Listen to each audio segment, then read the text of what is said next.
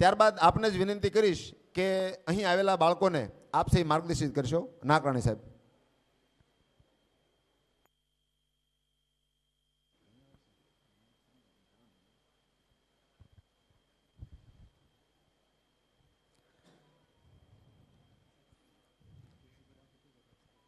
તમને અનુકૂળતા શું કરવું છે?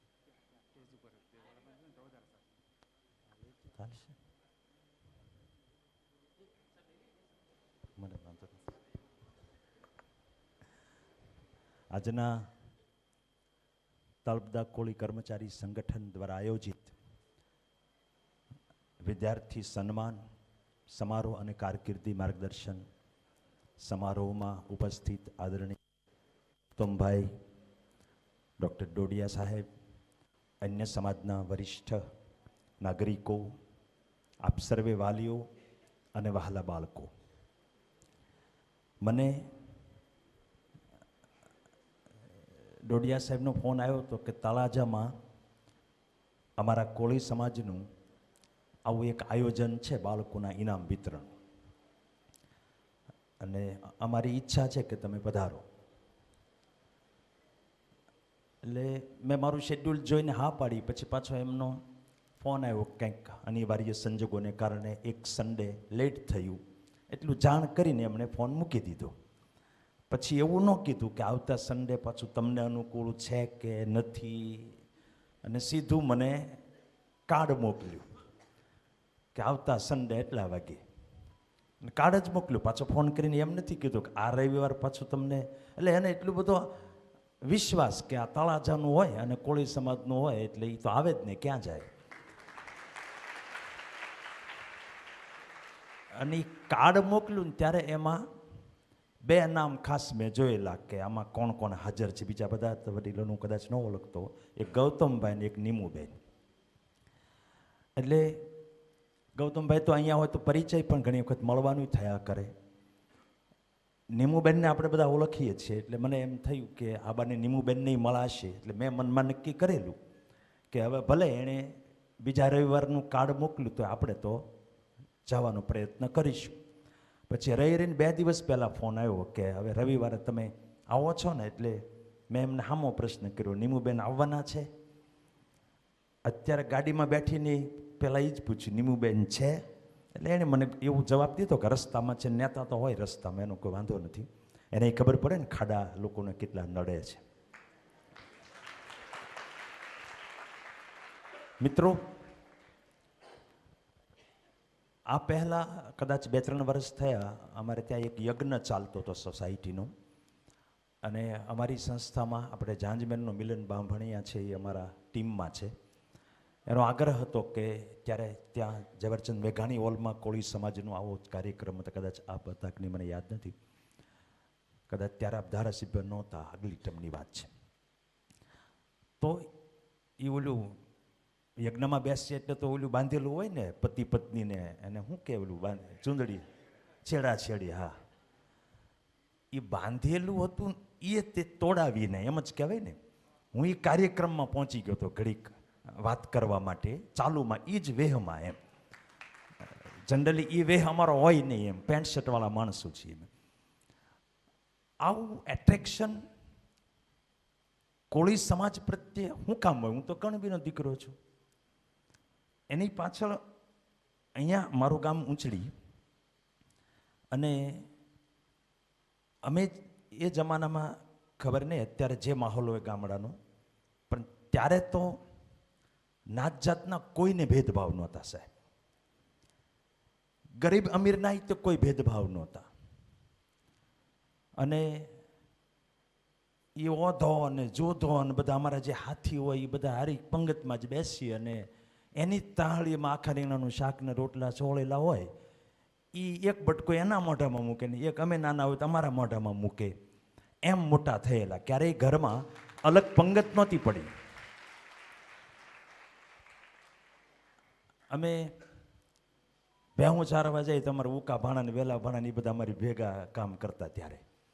એટલે એનો ધન કોણ તુળશો ને એ બધા અમે ભેહું ચારવા હારોહાર જાતા.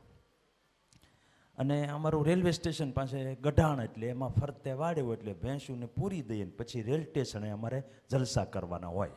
ત્યારે ટ્રેન આવતી ઊંચડીમાં, અહીંથી જે નીકળે ને આપણે આવડી આતે, અને એ કોલસો હોય એમાંથી એ ભેરબો બને ને હું રામાપીર થાવ ને એ રીતે અમે કોળીની ભેગા જ ગુજરા સાહેબ. અને હદ તો ત્યાં થાય કે ઋણ જે કોઈ દી ચૂકવી ન શકાય એવું કોઈ આની નોંધે ન લીધી હોય. મને મારા બા કહેતા એટલે મને યાદ છે કે ઘરમાં સંયુક્ત કુટુંબમાં બા ને કાકી ને બધા હોય તો બધાના નાના નાના બાળકો હોય. હું જેમ નાનો હોય, મારા કાકાનો દીકરો એ નાનો હોય, અને એ ઉકા કાકા ને વેલા કાકા કોળી સમાજના, એ લીલી કાકી ને મુક્તા કાકી ને, એ હમણાં મુક્તા કાકી ગુજરી ગયા, એ બધા ઘરે કામ કરવા આવતા. અને બધાને નાના બાળકો હોય તો ત્યારે તો વ્યવસ્થા એવી હતી કે નાના બાળકો 2-3 લેડીઝના હોય તો બાકીના બધા સીમમાં જ હોય. અમે રોતા સાહેબ મજામાં. ત્યારે મને મારા બાઈએ કીધેલું છે કે લીલી કાકી તને ધવરાવેલો. હવે તમે સમજી શકો છો કે બીજું બધું ચૂકવીએ કાંઈ, પણ ધાવણનું ઋણ છે એ કોઈ દિવસ ચૂકવી ના શકાય આ વર્લ્ડની અંદર. એટલે જો આ કાર્યક્રમમાં હું ના આવું તો મારા જેવો ખરાબ માણસ કોઈ ના કહેવાય. આ સ્થળે એવું છે સાહેબ, હું બધું આમ નિરખીને જોતો તમારું ધ્યાન હોય તો અહીંયા ક્યાંક અમારી રૂમ હતી, આ બોર્ડિંગમાં હું ભણેલો છું, આ જ બોર્ડિંગમાં, આ જ સ્થળ ઉપર, આ જ ગોડાઉન જ્યાં ગાડી મારી આવીને ત્યાં હું સાયકલ શીખતો, અડધી કલાક ભાડે લાવીને, અને એક પગ વચમાં નાખવાનો ને એક સાઈડમાં ને એમ શીખતો. હા આંટી પહેલેથી આમ આંટીવાળું જ શીખ્યા. નાનપણમાં ગામડામાં એવું જ વધારે શીખવા મળે, સીધું ઓછું શીખવા મળે. કોળી સમાજને મેં જ્યારે જોયો છે ત્યારે, અને અત્યારે જે હું જોઈ રહ્યો છું એમાં બહુ મોટો તફાવત છે. ત્યારે તો લગભગ એક કોળીની ઘરે ડાકલા હોય. પહેલી વાત તો એ ભણતો લગભગ એક કોળીનો દીકરો કે દીકરી ના હોય. કદાચ કોઈક છોકરો ભણતો હોય, દીકરી તો ક્યારેય ભણતી ના હોય. બધા કોકને ત્યાં ભાગ રાખતા. મને ખ્યાલ છે અમારા મોટા ફળિયામાં વાળું થઈ જાય પછી અમારે નરસિંહ દાદા હાંખટને ઘરે થાળી પડતી, એ આશાએ કે આમાં કોકને ઘરેથી શાક વધ્યું હશે, કોકની જે ઘરેથી રોટલા વધ્યા હશે, એ આવશે પછી આપણા છોકરા છે એ અનાજ ભેગા થશે. એ સ્થિતિમાંથી આજે લગભગ કોઈ પણ સરકારી ઓફિસ એવી નથી કે જ્યાં કોળી સમાજના કોઈને કોઈ લેવલના કર્મચારી ના હોય. અત્યારે આજે જ અહીંયા આવતા પહેલાં હું વિક્ટોરિયા પાર્ક અમારે ભાવનગરમાં છે ત્યાં વોકિંગ કરવા જાઉં તો બધા છોકરાઓ ત્યાં દોડવા આવે. એમના અલગ અલગ કોચિંગમાં સ્પર્ધાત્મક પરીક્ષાની તૈયારી કરતા દીકરીઓ પણ હોય. એની બોલવાની સ્ટાઇલ, એની દોડવાની સ્ટાઇલ, એના ચહેરાઓ એ જોઈને હું વાંચી શકું કે એમાં 100માંથી 90 તો લગભગ કોળી સમાજના દીકરા દીકરીઓ હશે જે મજૂર મટી અને કાંઈક અધિકારી બનવાની યાત્રામાં છે. આ માટે હું વાલી વર્ગને પણ ધન્યવાદ આપું છું. નહીંતર પોતે તો મજૂરી કરે છે, પોતે અશિક્ષિત અભણ છે, પણ એવું ઈચ્છે છે કે અમે ટાઢ તડકો રાત દિવસ એક કરીને મહેનત કરશું, પણ અમારે જે કાળી મજૂરી કરવી પડી અને અમારે જે અભાવમાં જીવવું પડ્યું એ પરિસ્થિતિમાં અમારા બાળકો ના આવે. એવા બાળકો, એમના ઇનામ વિતરણનો સમારોહ છે અને એમાં મારે હાજર રહેવાનું થાય એટલે વિશેષ આનંદ હોય. મિત્રો, આગળ વધવું, ગરીબીમાંથી બહાર નીકળવું એ આઝાદીથી લઈને આજ દિન સુધી છેલ્લા 5-10 વર્ષમાં થોડુંક ડીમ થયું. ગરીબી મિટાવવાનો બિઝનેસ સરકાર કરતી હતી. સરકાર એવું માનતી હતી કે ગરીબી હટાવો એ અમારું કામ છે. અને દુઃખની વાત એ છે કે ગરીબ પણ એવું જ માનતા હતા કે અમારી ગરીબાઈ સરકાર મિટાવી શકશે અલગ અલગ યોજનાઓ મારફતે. એ બધી જ યોજનાઓ 70-75 વર્ષથી ચાલી. મને નથી લાગતું કે સરકારની ગરીબી હટાવો યોજનાથી ગરીબી ક્યાંયથી હટી હોય. ગરીબીની આવરદા વધી હોય એવું બને. કારણ કે ગરીબને બધી જ વસ્તુ મળવા લાગે સરકાર તરફથી, ખાવાનું મળવા લાગે, મફતમાં ભણવાનું મળવા લાગે, મફતમાં મકાન મળે, મફતમાં કપડાં મળે, મફતમાં ખેતી માટેની સબસિડી મળે, તો એ ગરીબીમાંથી બહાર નીકળવાનું એને મન જ ના થાય. એટલે કદાચ ઉલટી અસર થઈ છે કે સરકારની આટલી આટલી અબજો રૂપિયાની યોજનાઓને કારણે ગરીબીનું આયુષ્ય વધ્યું હશે, ગરીબી મટી નથી. હું તે એવા જ પરિવારમાંથી આવું. એક તબક્કે અમે શેઠ કહેવાતા હતા મારા ફાધરની, આ આજુબાજુના જેટલા ગામડા છે મોહન શેઠને ઓળખતા હશે.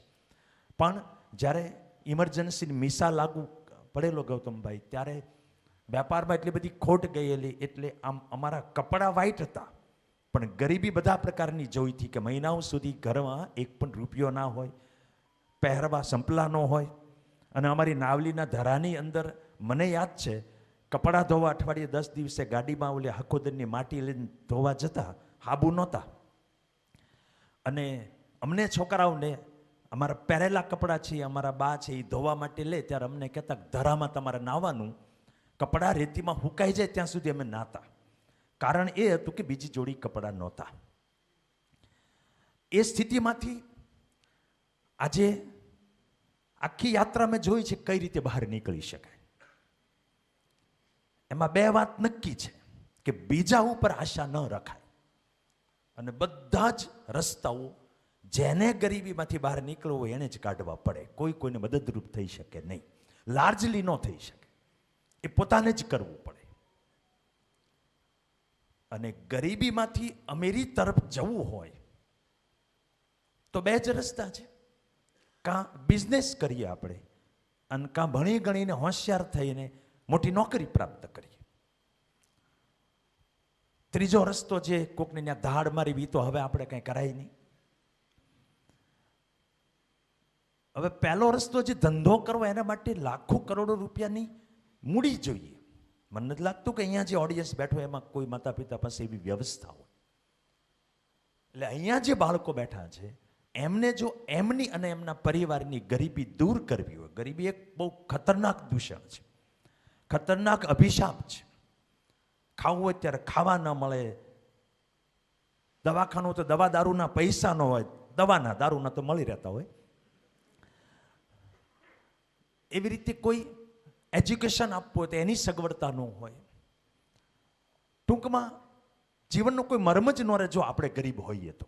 કારણ કે આપણે કોઈ ઈચ્છા પૂરી ન કરી શકીએ, અને સતત દુઃખ ને દુઃખ જ જોવાનું પરિવારનું બધાનું, ઈચ્છાઓ કોઈ પૂરી ના થાય. એ ગરીબીમાંથી બહાર નીકળવું એ દરેક મનુષ્યનો ધર્મ છે. અને એના માટે કોઈ ઉપર આશા રાખવા કરતાં પોતે કોશિશ કરવી પડે. અને બહુ સરસ રસ્તો છે, ભણી ગણીને તમે આગળ વધો, એ જેમાં એટલા બધા પૈસાની જરૂર નથી. અને આજકાલ તો તમારા સમાજના શ્રેષ્ઠીઓ પણ મદદ કરતા હોય. તમે 2-5 શિક્ષકો કે 2-5 સમાજના આગેવાનો કોઈ બાળકને લઈને અમારી જેવી સંસ્થામાં આવ્યા હોય કે આ બાળક ગરીબ છે પણ બહુ ભણી શકે એમ છે, તો તમે આની ફીમાં હું રાહત કરશો? અમે સામે એ જ કહેતા હોય તમે કેટલી વ્યવસ્થા કરી શકો એમ છો, બાળકને મૂકતા જાઓ, બાકીનું અમે ભોગવી લઈશું. રસ્તો નીકળી જાય છે સાહેબ. અત્યારે જ અહીંયા આવતા આવતા મેં મિલનને, અમારા મિલન બાંભણિયા જાંજમેરવાળો, એને પૂછ્યું, કારણ કે હું લેક્ચર 27 વર્ષથી ફિઝિક્સ ભણાવું છું, હું ક્યારેય મારા લેક્ચરમાં તૈયારી વગર નથી દાખલ થયો. મને કોઈ માણસનો સમય બગાડવો ગમતો નથી. એટલે મેં એને પૂછ્યું કે કોળી સમાજમાં અત્યારે, ખાસ ગામડાઓમાં ને જનરલી કોળી સમાજમાં વિદ્યાર્થી લેવલે કઈ કઈ વસ્તુની બધી છે જેને આપણે કંઈક હું ટકોર કરી શકું, મારી વાતમાં વણી શકું, જે કાંઈ થોડી ઘણી અસર થાય. વાલી લેવલે શું છે એમાં એમણે છેલ્લે લખ્યું છે, એ પોતે હોસ્ટેલો 2-4 ચલાવે છે, કે અમારા સમાજમાંથી કોઈ ગરીબ હરીબ ભણેવા બાળકો હોય ને સગવડતા ન હોય તો અહીંયા હોસ્ટેલોમાં રહેવાની વ્યવસ્થા હું ઘણાને ફ્રીમાં કરી દઉં છું, ને એમાંથી કેટલાક લોકો ડૉક્ટર, એન્જિનિયરોને એમ બન્યા છે. એટલે કોઈ મનમાં એ ન વિચારે કે આપણે થોડા ભણી શકીએ, આપણી પાસે સગવડતા નહીં, આપણે તો વાડીઓમાં રહીએ, 2-5 વીઘા જમીન હોય, શાક બકાલું કરી ખાઈએ, મજૂરી કરી ખાઈએ, દોસ્તો, આ જમાનામાં સહાય કરવા માટે તમે એક હાથ લાંબો કરશો ને સામે 1000 હાથ લાંબા થાય એમ છે. તમારામાં નિષ્ઠા હોવી જોઈએ. આ ડૉક્ટરને મેં પૂછ્યું તારું ગામ કયું એમ. ડોડિયા સાહેબને હું તો તુકારો કરી શકું, સાહેબ બહુ મોટો છે એટલે એને તમે બધા તો સાહેબ સાહેબ કરતા હો. મારો વિદ્યાર્થી છે એટલે હું વાંધો નથી ને. આમ તો એને વાંધો હોય નહીં, કારણ કે એ મગજના રોગના ડૉક્ટર છે એટલે એને ખબર હોય વાંધા લેવામાં મગજમાં કેટલું તકલીફ થાય. એનું ગામ જ નથી, વાડી વિસ્તારમાં એ કે અમે રહીએ છીએ. તો વાડી વિસ્તારમાં એટલે તમે સમજો, તમે જંગલમાં એસ ગુડ એસ જંગલમાં રહી રહ્યા છો, અને છતાંય મોટામાં મોટા ડૉક્ટર કેવા ડૉક્ટર આપણે સામે અહીંયા તૈયાર બેઠા છે. શક્યતા જ છે. હાવ અમે નાવલીના ધરામાં નાતા અને રેલ સ્ટેશનની સામે ભેહું ચારતા, અને એ તમારી સામે ઊભા છે. આ બેયની યાત્રા છે એ પૈસાના જોરે નથી થઈ, પરિશ્રમને જોરે થઈ છે, મહેનતના જોરે થઈ છે. મહેનતમાં નાના મોટા ત્યાગ આપવા પડે, મુશ્કેલી હોય તો સંઘર્ષ કરવા પડે. હવે તમે વિચાર કરો કે સમાજના 5-10 સમાજના નામ તમે વણિક સમાજ, બ્રહ્મ સમાજ કે પટેલ સમાજ લઈ લો, કે આહિર સમાજ લઈ લો, ક્ષત્રિય સમાજ લઈ લો, કોળી સમાજ લઈ લો. પછી મનમાં કલ્પના કરો, કોઈ સમાજને ઊંચો નીચો બતાવવાની કોઈ મારી પેલી ઈચ્છા નથી, હું એમાં માનતોય નથી. મેં જે કીધું આગળ વધવા માટે આવશ્યક જરૂરી એ પરિશ્રમ અને સામે સંઘર્ષનો સામનો કરવો, દુઃખોનો સામનો કરવો, અગવડતાઓ વેઠવી. આ મેં લિસ્ટ કીધું એમાં આમ આખા લેવલ ઉપર સૌથી વધારે પરિશ્રમ કરી શકે એવો સમાજ કયો, અને સૌથી વધારે સંકટોનો સામનો કરી શકે એવો સમાજ કયો, તમે બધા તમારા અંતરાત્માને પૂછી લો અને મને કહેતા હોય હું જવાબ દઉં. આ મેં લિસ્ટ કીધું એમાં તમે બધા જુઓ છો, કારણ કે પરિશ્રમ કોણ કરીએ કે જેણે પરિશ્રમ કર્યો હોય. સંકટ કોણ વેઠીએ કે જેણે સંકટ વેઠ્યા હોય. હવે અમુક 5-10% પરિવારો આગળ નીકળ્યા હોય, પણ વ્યાપક રીતે મેં જે નામ લીધા છે એમાં મારા મત મુજબ કોળી સમાજ જેટલો શ્રમ કરીએ કે કોળી સમાજ જેટલી અગવડતા વેઠી શકે એવી સ્થિતિ અત્યારે આમ આંખે દેખાય એવી બીજા કોઈ સમાજમાં દેખાતી નથી. તો આપણા સમાજ માટે ગરીબીને હટાવવી જરૂરી છે, એટલે શિક્ષણ જરૂરી છે.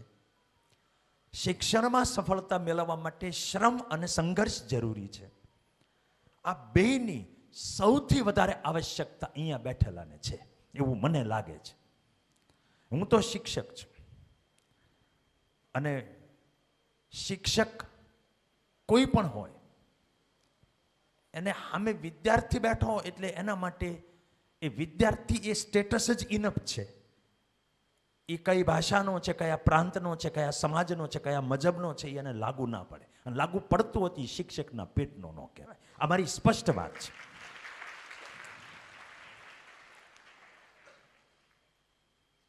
મિત્રો, થોડું ઘણું આપણે જ્યારે મજૂર કક્ષામાંથી કે ભાગ્યના કક્ષામાંથી કે નાના ખેડૂતના કક્ષામાંથી આવતા હોઈએ ત્યારે મારા મનમાં એવું હાલતું હતું કે આપણે ગરીબી કાઢવી છે તો એ જમાનામાં વર્ષે 2-5 લાખ રૂપિયા કમાઈએ એટલે આપણું ઘર હાલી જાય એમ, એવું નાનું લક્ષ્યાંક રાખેલું. જેમ તમારા સમાજમાં લોકો રાખતા હોય કે આપણે તલાટી બની જઈએ, પોલીસ કોન્સ્ટેબલ બની જઈએ, ફોરેસ્ટના ગાર્ડ બની જઈએ, કે પછી થોડુંક ચાન્સ મળ્યો તો ટીચર બની જઈએ.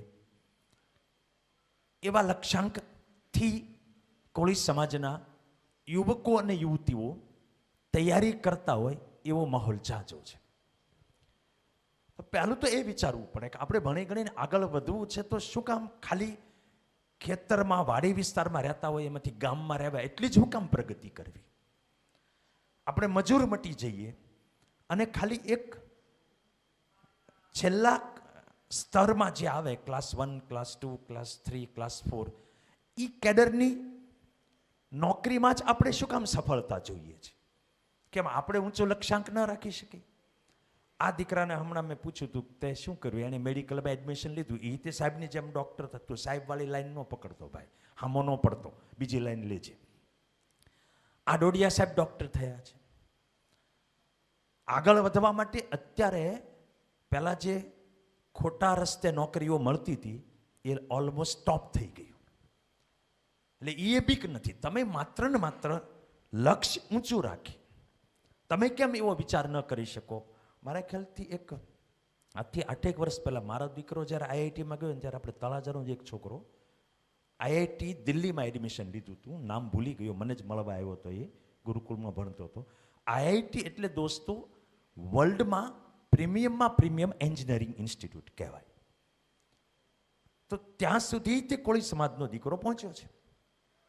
વચ્ચે હમણાં હું સુરતથી આવતો હતો અને વાસદ પાસે ધર્મજમાં આઈ થિંક આપણે ઝવેરભાઈ ભાલિયાની દીકરી હેતલ એ ડેપ્યુટી કલેક્ટર છે અને મારી વિદ્યાર્થીની, એટલે મને અગાઉ વાત થયેલી એટલે મેં જસ્ટ એને ફોન કર્યો.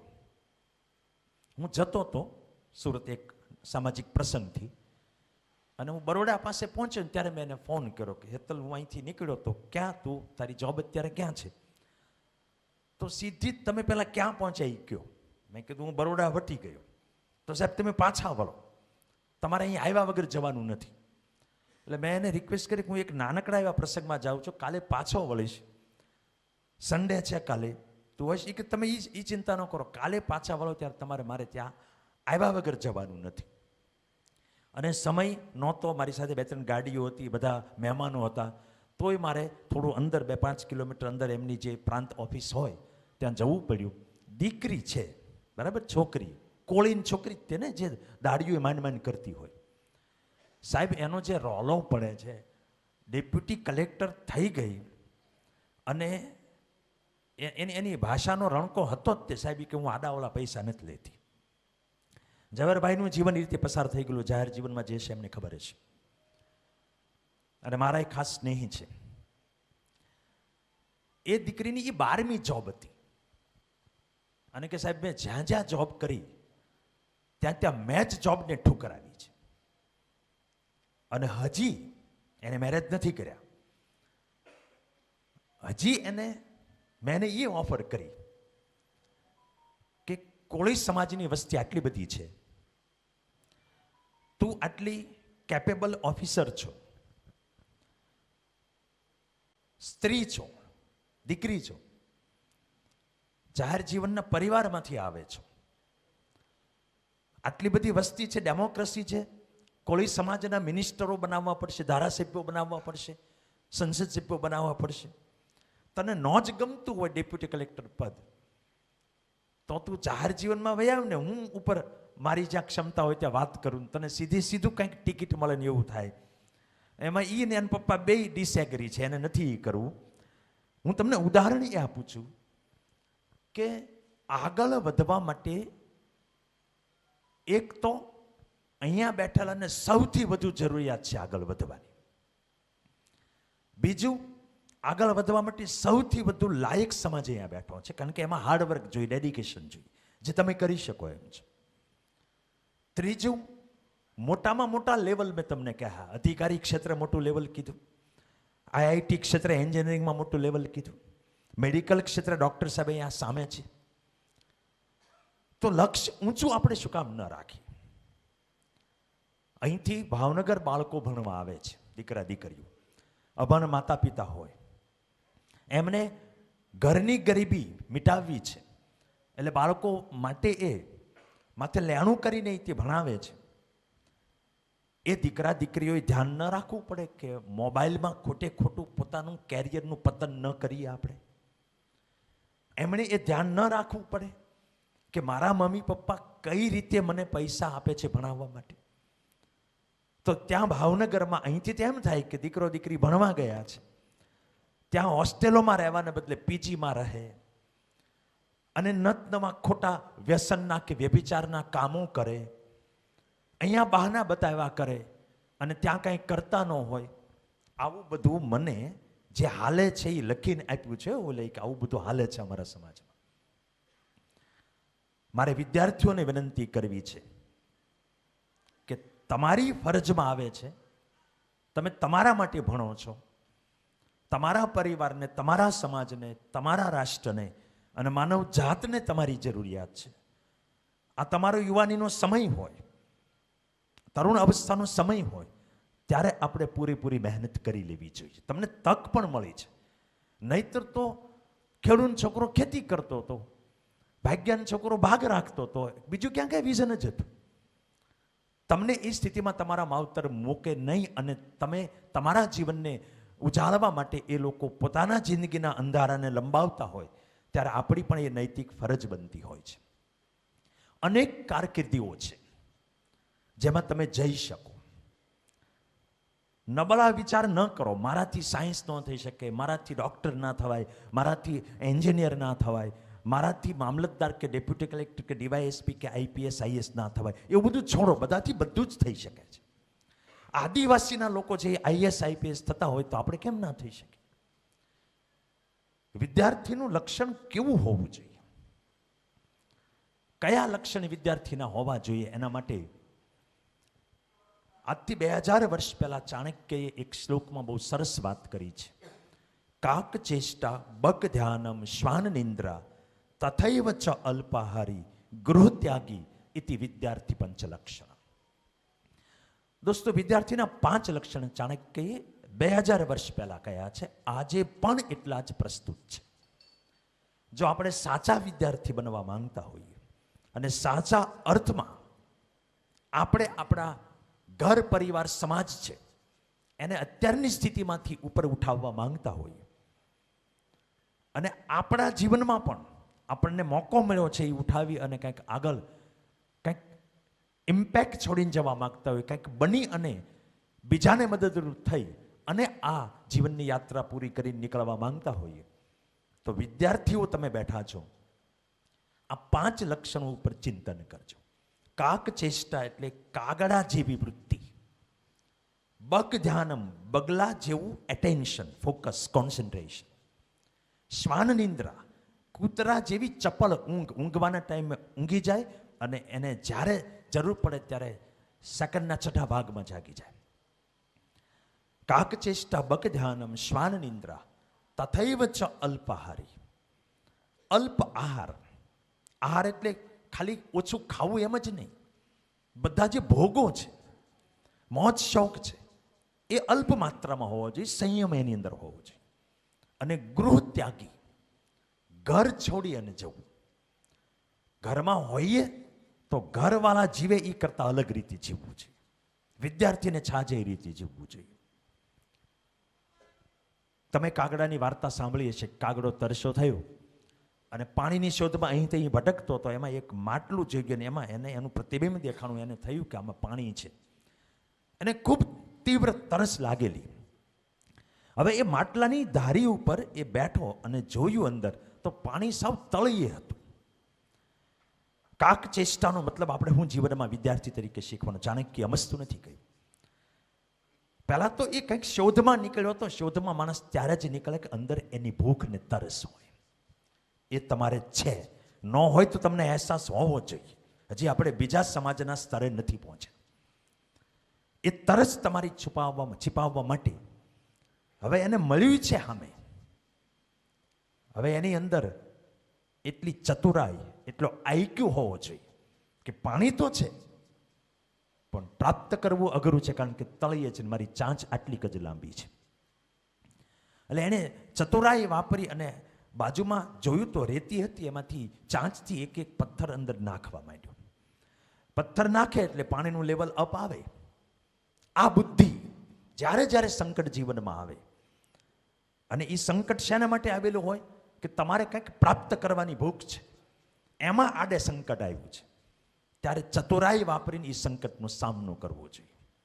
હવે માટલું આખું, એમાં એક કાગડો એક ચાંચથી એક એક પથ્થર નાખે તો વચ્ચે માણસ હરેરી ન જાય કે આની કરતા તો આમ, મતલબ એને એમ થઈ જાય કે હવે આ પાણી ભેગો હું નહીં થાવ, ક્યારે આ માટલામાં હું કાંકરા એક એક વીણી વીણી નાખી શકીશ. પણ એ કાગડો થાકતો નથી અને એ એટલા બધા પથ્થર અંદર નાખે છે કે પાણીનું સ્તર એની ચાંચ આંબે એટલું થાય ત્યારે એની એ તરસ છે એ છીપાવે છે. વિદ્યાર્થીનું દોસ્તો આ પહેલું લક્ષણ હોવું જોઈએ. કે પોતાને પ્રાપ્ત કરવાની વસ્તુ છે એ જ્યાં સુધી ન મળે ત્યાં સુધી એ જંપે નહીં. અને એ જે કાંઈ પ્રશ્ન સામે આવે છે મેળવવાને અને તમારી વચ્ચે જે ગેપ છે એ ગેપ મિટાવવા માટેના આઈડિયા તે પોતાને વાપરવા પડે. એક વખત એક આદિવાસી વિસ્તારમાં એવી છાપ હતી કે એક ઢોલ વગાડવા વાળો હતો, ઢોલી. આખા વિસ્તારમાં એવી છાપ હતી કે આ ઢોલી ઢોલ વગાડે એટલે વરસાદ આવે. દુષ્કાળનો સમય. ગામના લોકો એને જ્યારે એમ કહે કે ભાઈ તું ઢોલ વગાડ, અમારે હવે મેની જરૂર છે, અને એ ઢોલ વગાડે ને વરસાદ આવે. એટલે ધીમે ધીમે આ વાયકા છે એ શહેરમાં પહોંચીને શહેરના જે બધા આધુનિક ક્ષેત્રમાં ભણેલા ગણેલા વૈજ્ઞાનિક કક્ષાના લોજિકલ માણસો સુધી પહોંચ્યું, યુવાનો સુધી. એટલે એ 2-4 યુવાનો ત્યાં ગામમાં ગયા કે અહીંયા આવી અંધશ્રદ્ધા આ જમાનામાં હાલે? ઢોલ વગાડે ઢોલી અને વરસાદ આવે, આવું તે કાંઈ હોતા હશે? અમારે એની અંધશ્રદ્ધા દૂર કરવી છે. ગામના સરપંચને મળ્યા અને આગેવાનોને મળ્યા. પેલા ઢોલીને બોલાવવામાં આવ્યો. આણે પ્રશ્નોત્તરી કરી, તમે ભાઈ ઢોલ વગાડો ને વરસાદ આવે? વિનમ્રતાથી પહેલા એ કહ્યું કે આવે છે, ભગવાનની કૃપા છે. સાવતું જૂઠો છે, એવી રીતે વરસાદ ના આવે. વરસાદ વરસાદના નિયમ પ્રમાણે આવે, ઢોલ વગાડવાથી ના આવે. એટલે ગામના લોકોને ભરોસો હતો, એમ કીધું કે આજે આપણે પ્રોગ્રામ કરીએ અહીંયા. સાંજના ઢંઢેરો પીટો ને ગામના લોકોને બોલાવ્યા. આજુબાજુ બધા ગામના લોકો, વચ્ચે પેલો ઢોલી ખુરશીઓ નાખીને સરપંચને બધા સભ્યોને આ પેલા શહેરમાંથી આવેલા વિજ્ઞાન જાથાના બધા યુવાનો, ઢોલીએ ઢોલ વગાડવાનું ચાલુ કર્યું. આકાશમાં વાદળનો એક ફોદોય નહોતો, કોઈ વાતાવરણ જ નહોતું. એટલે આ જે વિજ્ઞાન જાથાના યુવાનો આવ્યા હતા શહેરમાંથી, એને તો આમ કોન્ફિડન્સ જ હતો કે આજ આને ઉઘાડો પાડી દેવાનો છે. આને અત્યાર સુધી લોકોને ઉલ્લુ બનાવ્યા છે. ઢોલીએ ઢોલ વગાડવાનું ચાલુ કર્યું, આંખ બંધ કરી. અડધી કલાક, કલાક, 1.5 કલાક, 2 કલાક એ આંખ બંધ કરીને એનું કામ કરે. અને આવડા એકબીજાની સામે જુઓ, જો આની પોલ આજ ખુલી જવાની છે, વરસાદ તો કાંઈ આમ વાવડતો દેખાતા નથી. 2-4 કલાક થઈ ઢોલી ઢોલ વગાડી જાય છે.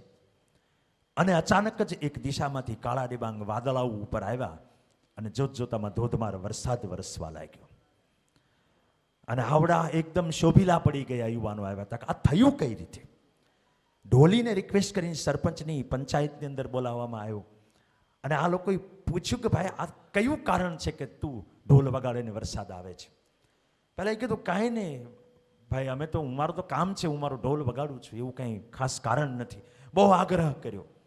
એવું થાય જ કેમ કે તું ઢોલ વગાડે અને વરસાદ થાય જ છે? ત્યારે એણે બહુ સરસ વાત કરી. એ મને તમને બધાને લાગુ પડે કંઈક પ્રાપ્ત કરવાનું હોય ત્યારે. એ ઢોલીએ એવું કહ્યું કે એવું નથી કે હું ઢોલ વગાડું અને વરસાદ આવે છે, પણ મારો એવો એટીટ્યુડ છે કે એકવાર હું ઢોલ વગાડવાનો ચાલુ કરું ને, જ્યાં સુધી વરસાદ ન આવે ત્યાં સુધી હું ઢોલ વગાડવાનું બંધ નથી કરતો. તમે એક લક્ષ્ય નક્કી કરો કે મારે મામલતદારની પરીક્ષા પાસ કરવી છે, મારે ડેપ્યુટી કલેક્ટરની પરીક્ષા પાસ કરવી છે, મારે જીપીએસસી ક્લાસ 1-2ની પાસ કરવી છે, કે મારે ડૉક્ટર થવું છે, કે મારે એન્જિનિયર થવું છે. એ ન પ્રાપ્ત થાય ત્યાં સુધી ઢોલ વગાડવાનો ચાલુ રાખવો પડે સાહેબ. આ કાંક ચેષ્ટા છે. બક ધ્યાનમ. બગલાની તમે જોયું છે, તમે બધા ખેતરમાં પાણી વાળેલું, કોઈ હાથ ઊંચા કરે, કોણે પાણી વાળેલું? હવેના છોકરા વાળે જ પાણી? મને હમણાં કોકે પૂછ્યું હતું, બહુ ઓછા છોકરા, તમારા આ વાલીઓને ધન્યવાદ દેવો પડે, ખેતરમાં મોકલતા જ નથી. ક્યારેક અમસ્તા જાવું તો જોઈએ, ખબર પડે કે કેટલી વિશે હો થાય. ગમે ત્યારે આપણે 15-20 હજારનો મોબાઈલ માગતા હોઈએ, એમાં ડેટા નખાવતા હોઈએ, ગમે ત્યારે ફીના પૈસા બાપા પાસેથી માગતા હોઈએ, એ કેમ લાવતા હોય ને એ ક્યારેક તમે વાડી શેઠે જાઓ ને તો ખબર પડે. એનીવે, એમાં બગલાનું નામ આવ્યું એટલે આપણે તમે બધાએ તો પાણી વાળ્યા હશે ને. ક્યારો લાંબો હોય સામે ઓલા સુધીનો. હવે મગફળી ઊભી હોય ને આપણે ઉનાળું શીંગ હોય ને વાળતા હોય નાકું, તો હું અમારી ભણતો ને 9મા ધોરણમાં 10મા ધોરણમાં, તો હું નાકું વાળીને ત્યાં વાંચતો. કારણ કે પાણી વાળવા જાય એને કામ બહુ હોય નહીં, એક નાકું વાળે પછી એને કંઈ જોવાનું ન હોય. તો વાંચતા વાંચતા ત્યાં શેઠે જોવા ક્યારે જવું? પણ ત્યાં પાણી જ્યાં પહોંચે ત્યાં બગલા આંટા મારતા હોય, એનું લક્ષ્ય પ્રાપ્ત કરતા હોય. કારણ કે પાણી જાય એટલે અંદરથી જીવાત બહાર નીકળે એટલે એ પકડી લે. એટલે આપણને ખબર પડી જાય કે સામે પાણી અત્યારે પગ્યું, થોડુંક છેટું હોય ત્યાં આપણે નાકું વાળી લઈએ. આ ટેકનિક અમને શીખવવામાં આવેલી. એ બગલા જ્યારે કોઈ પાણી હોય, નદી હોય, તળાવ હોય એમાં શિકાર કરવા એ જ્યારે ઊભા હોય ને ત્યારે એને નિરીક્ષણ કરજો. એનામાં ભયંકર કોન્સન્ટ્રેશન હોય, ફોકસ હોય. એ આમ આંખનું મટકું ન મારે, નહીતર શિકાર આગો ભાગી જાય, એક સ્ટેચ્યુ બની જાય, પૂતળું બની જાય. અને એણે નક્કી કર્યો કે મારે અવળી માછલીનો શિકાર કરવો. એક પથ્થર ઉપર આમ એક પગ રાખે ને એક પગ આમ ઊંચો રાખીને એકી ટસે એ ધ્યાન રાખે, જેનું લક્ષ્ય છે ત્યાં જ ધ્યાન રાખે. નાની મોટી માછલીઓ ઘણી નીકળે, એ વિચલિત ન થાય, નહીતર ભૂખ્યો હોય, શિકાર કરવા આવ્યો છે. પણ એણે જે નક્કી કર્યું એ જ્યાં સુધી ન આવે ત્યાં સુધી ફોકસ એનું હટે નહીં. અને પછી જેવી એને નક્કી કર્યું એવી માછલી આવે એટલે સીધો એટેક કરીને એના કાર્યમાં એ સફળતા મેળવે. વિદ્યાર્થીનું આ બીજું લક્ષણ છે.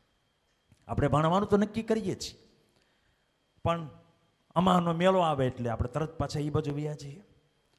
માસીની છોકરીને લગ્ન હોય એટલે એમાં પાછા 10 દિવસ બગાડી નાખીએ. ભાઈબંધ દોસ્તારો સાંજે કાંઈક શાકની પાર્ટી કરે તો એમાં પાછું જવાનું મન થાય. મોબાઈલમાં કાંઈક આપણે ભોળા દાદા કઈ ચેનલ બધા વાપરો છો તમે? કઈ ભોળા દાદા? ગણેશભાઈ કઈ? ઈ મને હમણાં કીધું, મને લખ્યું, મને ખબર નથી. મારા અમે તો ભોળા નાથને ઓળખીએ, ભોળા દાદા ન ઓળખતા. એ બધામાં કલાકો બગાડીએ તો બક ધ્યાનમ મતલબ ફોકસ હોવું જોઈએ. મેં જ્યારે નક્કી કર્યું હતું કે મારે ગરીબાઈ કાઢવાનો રસ્તો એ ભણવા સિવાય કે નથી, અને મને કોઈ નાકરાણી સાહેબે આવીને સ્પીચ નહોતી આપી, કારણ કે ત્યારે નાકરાણી સાહેબ નહોતા. એ મનસુખ કયો હતો ને ભેહું ચારતો હતો. એટલે ત્યારે મનસુખ ક્યાંય જ નક્કી કર્યું હતું કે એને નાકરાણી સાહેબ થવું છે. અને આર્થિક સ્થિતિ એવી નહોતી. તળાજા જ્યારે ભણવા મને આ બોર્ડિંગમાં મોકલ્યો ત્યારે તો મને લખાવેલો, કારણ કે આ બોર્ડિંગ શરૂ થઈ એટલે અહીંથી શિવા કાકા, મકોડ મામા આ બધા જે હતા અમારા સમાજના વડીલો, એ બધા ગામડે ગામડે પટેલના છોકરાઓ નોંધાવા નીકળ્યા હતા કે બોર્ડિંગમાં મૂકો. એમાં અમારે જોઈન્ટ ફેમિલી, એટલે એક કાકાનો દીકરો 8મામાં આવ્યો, હું તો 7મામાં હતો. 7મા સુધી અમારી સ્કૂલ હતી ત્યાં ગામડામાં. તો પછી લખાવા તો બે ભાઈઓને કંઈક છોકરા પડે, એમ એને 2 છોકરા મારા ફાધરે લખાવેલા આ બોર્ડિંગમાં મોકલવા માટે. એમાં મારું નામ આવેલું. અને અહીંયા 3 નંબરની બ્રાન્ચ શાળા છે, એમાં અત્યારે એ ઓરડો પાડીને નવો ઓરડો બનાવ્યો છે. ત્યાં દીનુ સર અમારા ક્લાસ ટીચર 7મા ધોરણમાં, અને એમણે એક વખત છોકરાઓના 2 ગ્રુપ પાડ્યા અને સામસામા પ્રશ્નોત્તરી ગોઠવી. આ ગ્રુપના અહીંયા પ્રશ્ન કરે અને અહીંના અહીંયા પ્રશ્ન કરે. એમાં અનાયાસે મને આવડી ગયું બધું. અમારા ગ્રુપમાંથી જે જવાબ દેવાનો થાય એ બધા મને આવડવા માંડ્યા. એટલે દીનુ સરે બહુ વખાણ કર્યા અને આ શહેરના છોકરાઓની બહુ ટીકા કરી, અને ગામડાના છોકરા બહુ મહેનતુ હોય ને બહુ ડિસિપ્લિન હોય ને એ જ આગળ વધશે ને તમે બધા ઇસ્ત્રી ટાઈટ કપડાની ઇનશર્ટું હરવા ફરવામાં રહ્યો છો. દીકરા ઘડીક પ્લીઝ. એટલે એ બધું કર્યું ને એટલે મને અંદરથી ચાનક ચડી ગયું. તમારો અવાજ ડિસ્ટર્બ કરે એટલે બીજું કંઈ નથી. તો ત્યાંથી મેં નક્કી કર્યું, એણે વખાણ કર્યા એટલે ભણવા લાગ્યો. મારો પહેલો નંબર આવ્યો એટલે પ્રિન્સિપાલ પાસે મને લઈ જવામાં આવ્યો. એણે વાહો થાબડ્યો. મને નક્કી ખબર પડી ગઈ કે આ પહેલા નંબરમાં મજા છે એ બીજે ક્યાંય નથી. હવે ઘરે સ્થિતિ એવી નહોતી કે ભણાવી શકે. બધા જ અમારા સમાજમાં હીરામાં મોકલતા હતા, અંગૂર કટોરા ઉપાડે અવડા થાય એટલે. તો મારા ફાધરને, હું ઘરમાં મોટો છોકરો એટલે એ સિવાય છૂટકો નહોતો હીરામાં મોકલવાનો. અને મારો નિર્ણય હતો કે મારે ભણવું છે. હવે હું હોશિયાર હતો. અહીં 8મા ધોરણમાં મારે 88% આવ્યા. મેં માર્કશીટ ઘરે બતાવી એટલે બાપુજીએ એમ કીધું 88% આવ્યા. એટલે મને એમ થયું કે શાબાશી આપશે. એને એમ કીધું 12% ગયા ક્યાં, બાદ બાકી આવડતી હતી એમને. અને બીજો એ પ્રશ્ન કર્યો કે વેકેશન કેટલું છે, એટલા દાડિયા ન કરવા. એટલે મેં કીધું આમાં આપણો કંઈ ચાન્સ લાગશે નહીં ભણવાનો. એટલે મેં મનમાં વિચાર કર્યો, જો આપણે આપણી ગરીબી મિટાવવી પડે કે હવે મારે ભણવું છે, હું ભણવામાં હોશિયાર છું એવું મારે ઘરે ખબર કેમ પાડવી, સાબિત કઈ રીતે કરવું. એટલે મને જેવી તેવી ખબર કે 10મા ધોરણમાં બોર્ડના ટોપ 10 ડિક્લેર કરવામાં આવે અને એમાં છાપામાં ફોટો આવે. અને સૌરાષ્ટ્ર સમાચાર મારા બાપુજી વાંચતા. આ ગણેશભાઈ માસ્તરને ખબર છે, એને ભાતમાં અમારે છાપું જાતું, ભાત વાડીએ જઈને ત્યારે એ સૌરાષ્ટ્ર સમાચારનો જો મારો ફોટો આવે તો બાપા આપણને ભણાવે. એ વખતે તળાજામાં રહ્યા 8મા ધોરણમાં મને એ વિચાર આવ્યો કે 10મા ધોરણમાં મારે ગુજરાતમાં 1 થી 10માં આવવું પડે. અને એ માટે છાપામાં તો જ ફોટો આવે કે હું 1 થી 10માં આવું. હવે ઘરે ભણાવે એમ જ નથી, હવે 9માંથી હીરામાં મોકલી દે એમ છે. એટલે મેં લાગ જોઈને બધા મહેમાન બેઠા હતા, લોંગડીથી ભગત દાદા ને ખોડુ બાપુના બધા બેઠા હતા, ને એમાં જ મેં મમરો મૂક્યો બાપુજીને 8મા ધોરણમાં. તમારા કરતા તે હાવ નિમ્ન કોટીનો માણસ હું હતો કે જેને કાંઈ ખબર પડતી નહોતી. મારે ભાવનગર ભણવા જવું છે એવો મેં મમરો મૂક્યો. એટલે બાપુજી કીધું કે એવું કાંઈ હવે ભાવનગર બાવના ખર્ચ આપણે પોહાય નહીં, આપણે અહીંયા નહીં ભણવું જ ભણો નકર હીરામાં.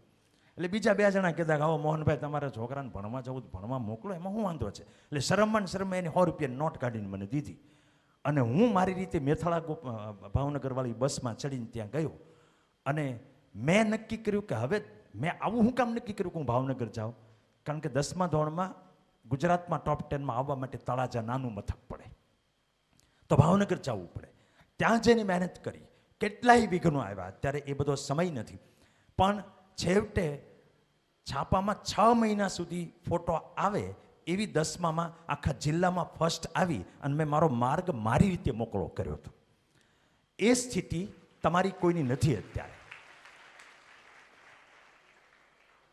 તમારે ફોકસ હટવું ન જોઈએ. વચ્ચે નાના નાના પ્રલોભનો આવે, બગલાને નાની નાની માછલી ઘણી આવે, પણ એને નક્કી કર્યું કે મારે ડેપ્યુટી કલેક્ટર થવું છે, તમે નક્કી કર્યું હોય તો પછી તલાટી મળી જાય લઈ નહીં લેવાનું, ત્યાં પોરો નહીં ખાઈ લેવાનો, કોન્સ્ટેબલની નોકરી મળી ગઈ લઈ નહીં લઈ લેવાનું. ઓલું લક્ષ્ય જ્યાં સુધી સિદ્ધ ના થાય ત્યાં સુધી ફોકસ હટવું જોઈએ નહીં. વ્યસનની કેટલી બધી બીમારી છે. આપણે તો ઘણી વખત વડીલો તો હવે એમને સફેદ આવી જાય, એને કંઈ વ્યસન હવે જાય નહીં, આપણે એમને કહેવાય એને કે તમે હવે શારભાઈ છોડો. હવે શારભાઈ આવે છે, બીડી કઈ આવે છે અત્યારે? બીસ્ટો. એમ તો અમારે એ વખતમાં લગ્નમાં ને બેસણામાં થાળીમાં બધી બીડીઓ તો ફરતી જ તે, પણ મોટા મોટા છે ને ધોળી બીડી કહેતા, 4 સ્ક્વેર. એ વખતે અમે 2 સ્ક્વેર પીતા. 2 સ્ક્વેર ખબર પડે, નાખી દીધેલું ઠૂંઠું હોય ને, 4 સ્ક્વેરમાંથી 2 સ્ક્વેર થઈ ગયું હોય. છોકરા એમાંથી શીખે ને એમ કે આમાં શું ધુમાડા હેના નીકળતા હશે, આ સોળતા શું હશે, એમાં શું થતું હશે. પણ હવે છોકરા હવે શીખવાનું, એ લોકોનું બધું ફેરો છે એ આમનામ જ જવાનો છે. આપણામાં વ્યસન ન આવે, આપણે ડિસ્ટ્રેક્ટ ન થઈએ કોઈ ખોટા કામોમાં, આપણી યુવાની વેડફી ન નાખી. આપણને જે તક મળી છે એ તકને ઝડપી અને આપણા સમાજમાં આપણા પરિવારમાં જે જરૂરિયાત છે એ દિશામાં આપણે ફોકસ રહીને કામ કરીએ. એ કાંક ચેષ્ટા બક ધ્યાન. શ્વાન નિંદ્રા એટલે કૂતરા જેવી ઊંઘ. આપણે ઊંધું થાય છે, કૂતરા જેવો સ્વભાવ થઈ જાય છે, બોલાવ્યા નથી થતા, ઘણાને વડકા જ ભરતા હોય. કૂતરા જેવી ઊંઘનો મતલબ તમારી ફરજ પરસ્તતા, ડ્યુટી કોન્શિયસનેસ. કૂતરો સૌથી વધારે ડ્યુટી કોન્શિયસ પ્રાણીમાં આવે કે પોતાની ફરજ પોતાના માલિકને પ્રોટેક્ટ કરવાની છે. એને ઊંઘ આવે તો ઊંઘ લઈ લે, પણ સહેજ હંચલ થાય તો એ ફટાક દઈને જાગી જાય. આપણે કદાચ ક્યારેક આરામે કરી લઈએ, પણ વિદ્યાર્થી તરીકેની આપણી ફરજ છે કે ભણવાનો ટાઈમ આવે ત્યારે ફટાક દઈને આપણી ડ્યુટીમાં આપણે લાગી જઈએ. એ છે એ જે કાક ચેષ્ટા બક ધ્યાનમ શ્વાન નિંદ્રા, એ કૂતરા જેવી નિંદર. એનો મતલબ માત્ર ઊંઘ જ કૂતરા જેવી એવી નહીં. કૂતરામાંથી ઊંઘના માધ્યમથી ચાણક્ય સમજાવે છે કે પોતાની ડ્યુટીનો ટાઈમ આવે ત્યારે ઘડીના 6 ભાગમાં આપણે એ ડ્યુટી માટે તત્પર રહેવું જોઈએ. કાક ચેષ્ટા બક ધ્યાનમ શ્વાન નિંદ્રા તથૈવ ચ અલ્પાહારી. અલ્પાહારી એટલે 5ને બદલે 4 રીંગણા ઉલાળવા એવી વાત નથી. ઓછું ખાવું તો ઠીક છે, વિદ્યાર્થીનું લક્ષણ છે જ તે, પણ ખાવું એટલે કંઈક ભોગવવું. તો આપણે અનેક પ્રકારનું ભોગવતા હોઈએ છીએ. મોજ શોખ હોય, રખડવાનું હોય, હરવા ફરવાનું હોય, મોબાઈલ હોય, વ્યસન હોય, વાર તહેવાર હોય, મેળા મેળાવડા હોય, ગપ્પા મારવાના હોય, રખડપટ્ટી કરવાની હોય, આ બધા જે આપણને ગમતા દેખાય છે એવા ભોગો છે એ આપણને હપ્તે હપ્તે મારી રહ્યા છે. આપઘાત કંઈ કોઈ માણસ પંખે લટકે ને 2 મિનિટમાં ગુજરી જાય એમ જ થાય એવું નથી હોતું. બેંકમાં ઘણી વખત નથી હપ્તે હપ્તે ચૂકવવાનું આવતું હતું, એમ દરેક મિનિટે આપણે હપ્તે હપ્તે મરવાનું પ્લાનિંગ નથી કરવાનું. યુવાનોનો સમય ખૂબ કિંમતી હોય છે. You believe in that. એટલે બાકીની બધી જે ઇન્દ્રિયોના શોખો છે એને કંટ્રોલ કરી અને સખત પરિશ્રમ બાજુ વળવું એ અલ્પાહારી છે. અને ગૃહ ત્યાગી એટલે વર્ષોથી કહેવાય છે કે જેને અભ્યાસ કરવો એને ઘર છોડવું પડે. આપણી તો પરંપરા જ હતી, ભગવાન રામ હોય, ભગવાન કૃષ્ણ હોય કે રાજકુમારો હોય, રાજા મહારાજાના મહેલ હોય, એ ચાહે એને પર્સનલ ટ્યુશનમાં કોઈ ઋષિને બોલાવી શકતા હતા, છતાંય તે એમણે આશ્રમોમાં પોતાના સંતાનોને શા માટે મોકલ્યા? કારણ કે ભણવું, વિદ્યા પ્રાપ્ત કરવી એ એક અલગ માહોલની અંદર થતું હોય છે. આ તબક્કે વાલીઓને પણ હું વિનંતી કરું છું કે ભલે આપ વાડી વિસ્તારમાં રહેતા હો, ભાગ રાખીને પેટીઓ રળતા હો, ઘરમાં વ્યવસ્થા ભલે ના હોય, પણ જેના ઘરમાં એક બાળક ભણી રહ્યું હોય, કાં એને આશ્રમમાં મોકલવો પડે, કાં ઘરમાં નાનો એવો આશ્રમ બનાવવો પડે. એ ગમે ત્યારે ખાય, ગમે તે ખાય, ગમે એવી ઉજવણી કરે, એ ગમે ત્યારે ઊંઘે, ગમે ત્યારે જાગે, એલફેલ જીવન શૈલીમાં કદી વિદ્યા પ્રાપ્ત ના થાય. અને એવા ઘરોમાંથી જે બાળક ભણીને આગળ વધ્યા એમને તમે જીવન જોઈ લેજો, એ ઘરને એને સ્પર્શ નહીં થવા દીધો હોય, ઘરમાં રહેતા હશે તોય. મને પાકો ભરોસો છે ડોડિયા સાહેબે એના વાડી વિસ્તારમાં જે જીવનશૈલી છે એ જીવનશૈલીમાં એણે અભ્યાસ નહીં કર્યો હોય, નહીંતર એ આ જગ્યાએ પહોંચી ના શકે. તમને તમારા આભા મંડળની અંદર આશ્રમની વ્યવસ્થા હોવી જોઈએ, તમે સંયમી જીવન જીવતા હોવા જોઈએ. આપણા રીતિ રિવાજો કે બીજા બધા દૂષણો છે એ આપણને સ્પર્શવા ન જોઈએ. આ 5 લક્ષણ જો આપણામાં આવે તો આપણે સાચા અને શ્રેષ્ઠ વિદ્યાર્થી કહેવાય. અને જો આ કક્ષાના વિદ્યાર્થી આપણે બનીએ તો આપણે એવા તબક્કે પહોંચીએ કે ગેરંટી સાથે ગરીબી તો જાય જ, પણ આપણી અંદર એવા કોઈ ખરાબ દૂષણ પણ ના આવે સ્વભાવમાં, મનમાં કે હૃદયમાં, જેથી કરીને આપણે કંઈક સફળતા પ્રાપ્ત કરીને પણ પાછા પતન ન પામીએ. આવું તમે કરો એ માટે આખો સમાજ તમારી સાથે છે. મને આનંદ એ વાતનો છે કે મારા વિસ્તારમાં કંઠાળ કહેવાય, એમાં આટલા વડીલો છે, એ પોતે કંઈક બની અને એમના સમાજના બીજા લોકો કંઈક બને એ માટે પોતાનાથી યથાશક્તિ જેટલું થઈ શકે, પોતાના જીવનથી, પોતાના વ્યવહારોથી, પોતાના કોન્ટ્રીબ્યુશનથી એ પ્રયાસ કરે છે. ભગવદ્ ગીતામાં ભગવાને સ્પષ્ટ કહ્યું છે, યદ્યદ આચરતી શ્રેષ્ઠ તત્તદ એવ ઇતરો જના. શ્રેષ્ઠી લોકો જે જે આચરણ કરે છે બીજા લોકો એનું ફોલો, અનુસરણ કરે છે. સયત પ્રમાણમ કુરુતે લોકા તદ અનુવર્તતે.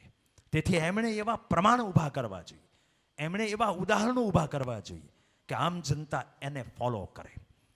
ગૌતમભાઈ છે, એમની મને પર્સનલ જીવનશૈલી ખબર નથી, પણ નીમુબેનને તો હું જાણું છું કે એમને જ્યારે આ સંસદની ટિકિટ મળી ત્યારે એ ભણાવતા હતા, એ શિક્ષક છે એટલે અમારી નાતના ગણાય. અને જ્યારે એને ફોન કરો કે તમારે અહીંયા ઉદ્બોધન કરવાનું થાય ને તોય તમારે એમ કહેવું ન પડે કે કેન્દ્રીય મંત્રી શ્રીમતી નીમુબેન બાંભણિયા, તમારે એમ જ ખાલી કહેવાનું થાય નીમુબેન અથવા તો ખાલી બેન. એમને હોદ્દો સ્પર્શતો નથી, એટલા હંબલ છે, બધાની સાથે હળીમળીને રહે છે. હજી એને ખુરશી માથે નથી આવ્યું, નહીંતર બહુ મોટો હોદ્દો કહેવાય કેન્દ્રમાં મંત્રી હોવું. તો એ એક ઉદાહરણ આખા સમાજની સામે મૂકી રહ્યા છે કે સમાજની બેન દીકરી છે એ ક્યાં સુધી પહોંચી શકે. કદાચ ઈશ્વરની કૃપા હશે, બેનની એ લાયકાત તો છે. કદાચ મારે નીકળી જવાનું થશે ને બેન ન પણ આવે તો સંદેશ પણ પહોંચાડજો કે કદાચ એવું પણ બનશે, તમે લખી રાખજો આ સમય ને આ સ્થળ, કદાચ એ ગુજરાતના ચીફ મિનિસ્ટર પણ બનવાની લાયકાત ધરાવે છે. હવે તમે વિચાર કરો કે નીમુબેન જેવા ચીફ મિનિસ્ટર ગુજરાતને મળે તો કયો સમાજ એનાથી નારાજ થાય? કયો છે? કારણ કે એ તો હવે રાષ્ટ્રનું સંતાન છે, કોઈ એક સમાજનું સંતાન કે એક પરિવારનું નથી. અને એવી એમનામાં લાયકાત છે, હમ્બલનેસ છે. આ બધા યદ્યદ આચરતી શ્રેષ્ઠ, શ્રેષ્ઠીઓનું આ આચરણ છે જેને આપણે યુવાનોએ ફોલો કરવું જોઈએ. તો ઘણો બધો તમારો સમય લીધો છે. હું પણ ઈશ્વરને પ્રાર્થના કરું કે અહીંયા બેઠેલા છે એને કાને જે કાંઈ ભગવાનની કૃપાથી પડ્યું હશે એમાંથી કાંઈક ઉગે અને એ ઉગી અને એટલું મોટું વટવૃક્ષ બને કે એના છાયા હેઠળ બીજા આવનારી પેઢીઓ પણ એ શીતળતા પ્રાપ્ત કરે અને તમે બધા ખૂબ આગળ વધો. ગરીબી નાબૂદીનું એક માધ્યમ બનો અને સમાજમાં જે કાંઈ કુરિવાજો હોય એ કુરિવાજો બદલી અને મુખ્ય ધારામાં આપણો આખો સમાજ આવે એ માટે તમે પ્રયત્નશીલ બનો એવું સામર્થ્ય અને સમજદારી ઈશ્વર સર્વેને આપે એવી પ્રાર્થના સાથે આપ સર્વેનો આભાર માની મારી વાતને વિરામ આપું છું. Thank you.